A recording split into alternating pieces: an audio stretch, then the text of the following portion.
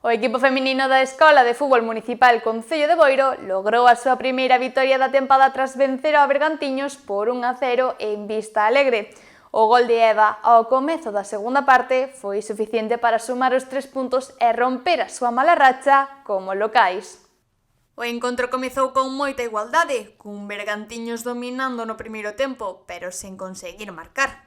A porteira local, Sabela, tivo un papel fundamental ao evitar os intentos do equipo visitante mantendo o marcador a 0.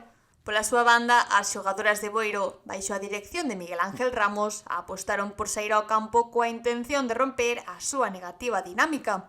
A pesar de que non atoparon moitas ocasións claras durante a primeira parte, o equipo demostraba un bo traballo colectivo. Despois do descanso, as locais saíron máis decididas e en tan só 4 minutos lograron o gol que marcaría o rumbo do partido.